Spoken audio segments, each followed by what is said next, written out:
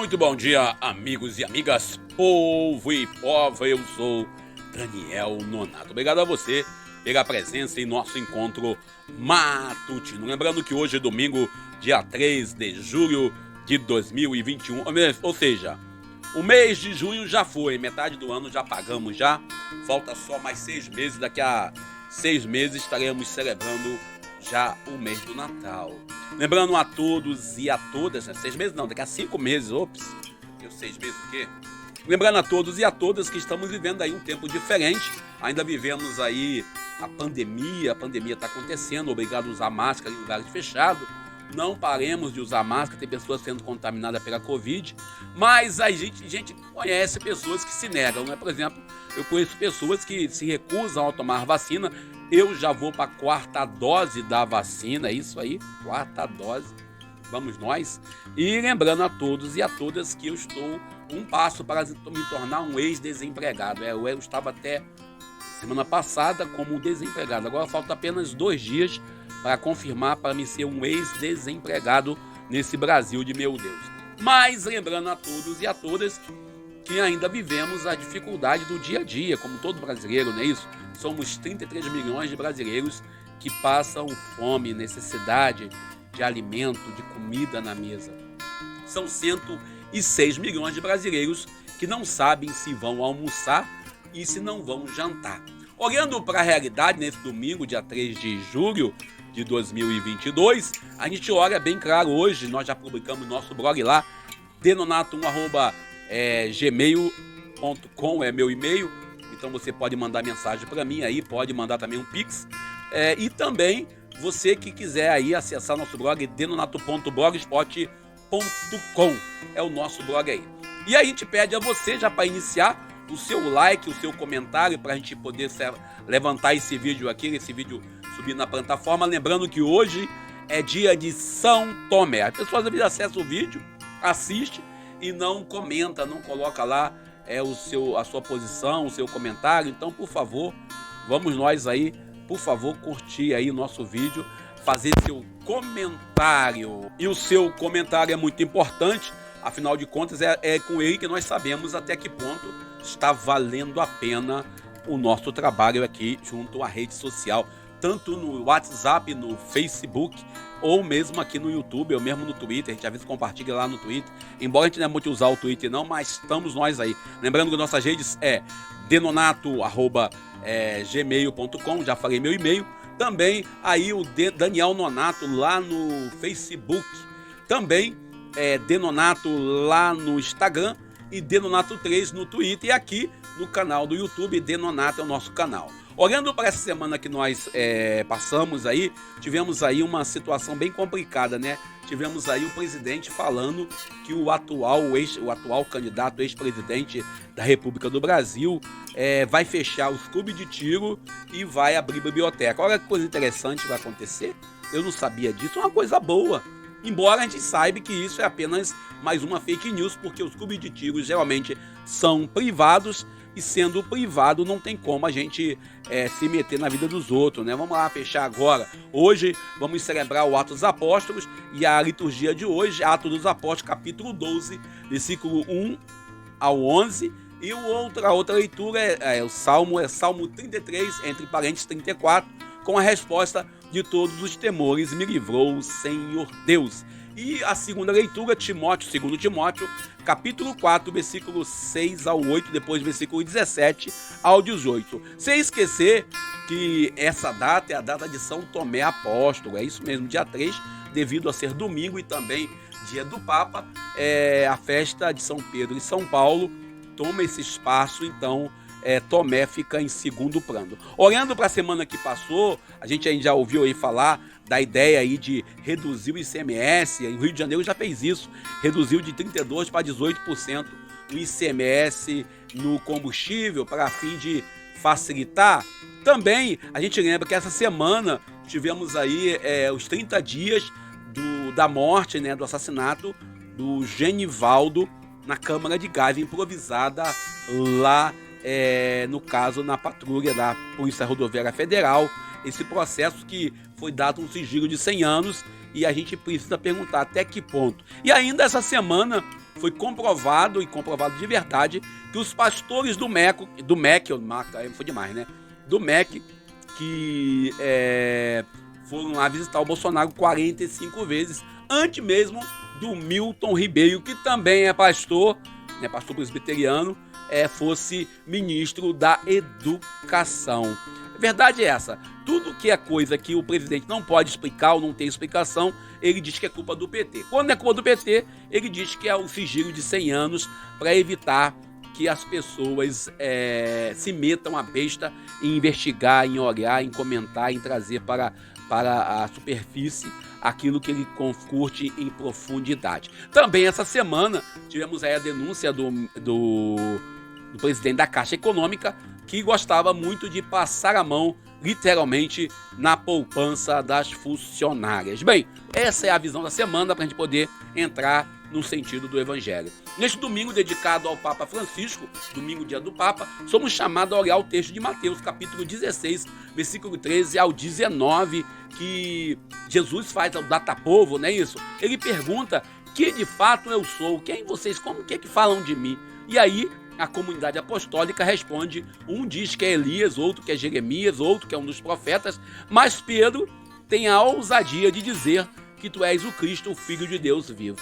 Pedro, na sua simplicidade, se compromete. Quando você reconhece Jesus, você se compromete. Na verdade, Jesus é reconhecido como discípulo, como mestre e como Senhor, como Filho de Deus, aqui no texto de Mateus, mas ele apareceu em outro texto, como Pedro diz, que tu és também o Messias, lá em Mateus capítulo 14 e 33, também lá em João 11, 27, quando Marta diz para Jesus que ele é o Filho de Deus. Então a gente vê essa profissão de fé de Pedro e a gente olha bem claramente qual é a vocação messiânica de Jesus, qual é a proposta, qual é a resposta que Jesus quer de cada um.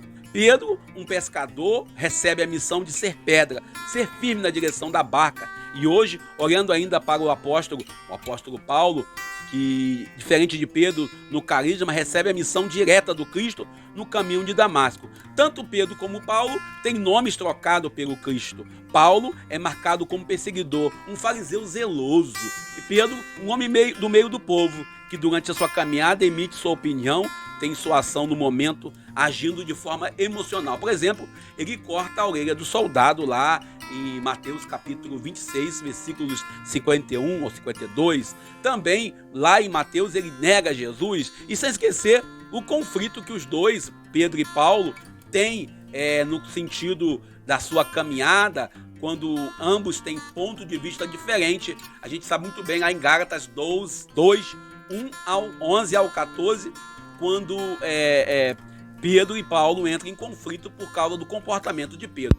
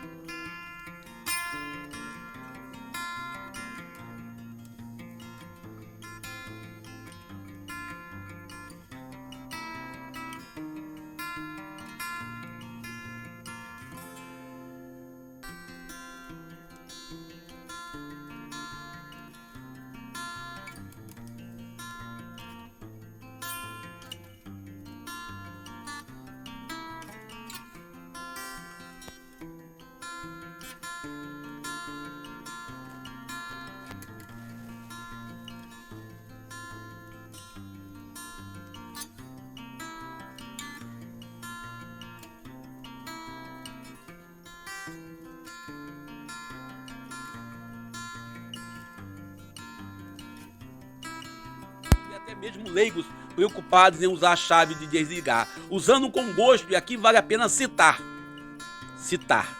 com toda certeza, um cantor católico, essa semana, que assumiu a sua homossexualidade.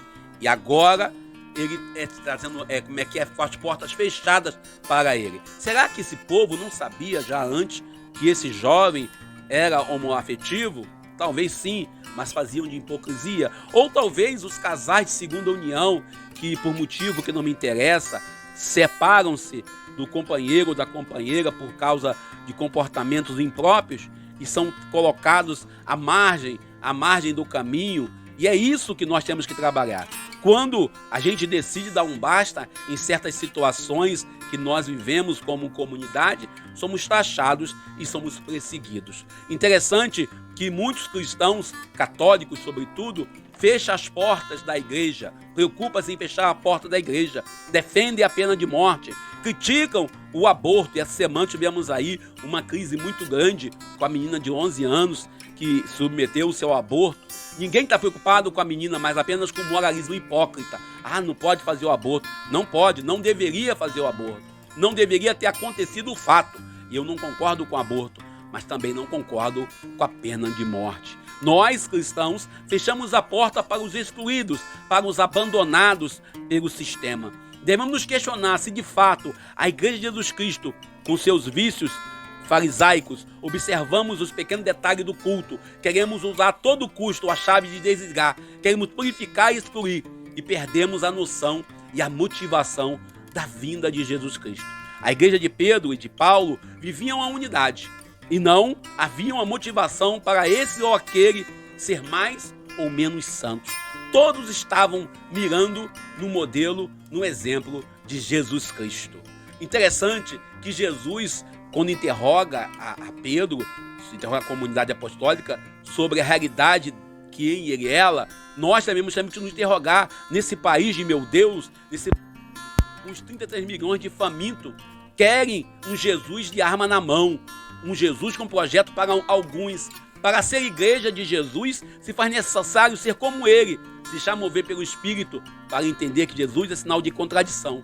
E segui-lo envolve também ser sinal, rompendo os esquemas, as barreiras e ainda mais, sendo a direção, dando direção, anunciando, não apenas dizendo, vivendo, mas plenamente tendo uma comunhão com a boa nova de Jesus. Andar com Jesus envolve abraçar o martírio, envolve ser pedra, não pedra para tropeço, mas pedra quase não sai, né? Pedra para sustento das nossas comunidades. Envolve com Jesus caminhar ao contrário do mundo, ir na contramão com Jesus, como diria lá o livro de Carlos Mestres. E pois muitos dizem que são da igreja, fazem de Jesus uma propriedade particular, conseguem adorá-lo na hóstia consagrada, conseguem visualizá-lo no corpo e sangue dele no altar, mas não conseguem vê-lo e celebrá-lo na pessoa do pobre, na pessoa do excluído, na legítima imagem do Senhor crucificado, nos desempregados, nos excluídos, nas mulheres vítimas de violência, nos homoafetivos e todos aqueles que passam pela crucificação. Muitos cristãos estão longe do testemunho legítimo, têm dúbio testemunho, são fracos, não veem o reino de Deus, não buscam a justiça do reino. Jesus, reconhecido por Pedro, foi um homem subversivo, pois não compactou com a hipocrisia do seu tempo. Certamente, hoje, ele não estaria atrás das vestes caras de muitas igrejas, de muitos prédios, das mesas fartas de muitos líderes religiosos, conquistada com o uso do nome dele, com o uso do nome de Jesus. Ele, sendo Deus, não buscou privilégios e honras, não foi uma pessoa distante, fora da realidade. Foi para isso que o humilde Pedro reconheceu. Sem esquecer que em Mateus Jesus pergunta: quem dizem que eu sou? E lá no caminho de Damasco, ele responde a pergunta de Saulo. Saulo pergunta: quem tu és? E ele diz: eu sou aquele que você persegue. Perseguir um cristão também é perseguir o próprio Cristo. A autoridade e o autoritarismo que temos em nossas comunidades, a autoridade é sim um projeto de amor, serviço, conduzir pelo caminho do reino a uma certeza que aquela missão lhe foi confiada não como dono, não como propriedade particular, aonde podemos fazer o que quisermos, pois somos o único canal. Nós somos a ponte ou a via e possuímos as chaves. As chaves são de Jesus. E Jesus confiou à igreja, ao colégio apostólico, confiou a nós cristãos sermos sinal de ligação entre o céu e a terra. Neste dia em que celebramos a liturgia dos santos Pedro e Paulo, olhamos para a realidade e nos perguntamos: quanto de Pedro nós temos? O Pedro impulsivo, o Pedro radical, o Pedro que carrega a espada, o Pedro violento, o Pedro que diz: não pode morrer, Senhor, se tu morrer nós vamos junto. O Pedro preocupado que Jesus não poderia entregar sua vida. E quanto de Paulo nós temos? O Paulo imperialista, o Paulo preocupado em fazer valer a sua posição religiosa e política. O quanto de Paulo nós temos quando Paulo, ainda de ser Paulo, ser Saulo. O evangelho de hoje traz essas duas pessoas na liturgia de hoje. Lembrando que esse evangelho, quando Jesus pergunta a Pedro, pergunta à comunidade: quem diz que eu sou? Nós ficamos preocupados e não percebemos que o autor sagrado fala que Pedro, repleto do Espírito Santo. Repleto do Espírito Santo, ele vai dizendo: não, Senhor, tu és o Cristo, o Filho de Deus. Só podemos reconhecer Jesus como Senhor a partir da sua plenitude na ação do Espírito Santo. Só podemos reconhecer Cristo como Senhor se deixarmos mover pela vontade de Cristo.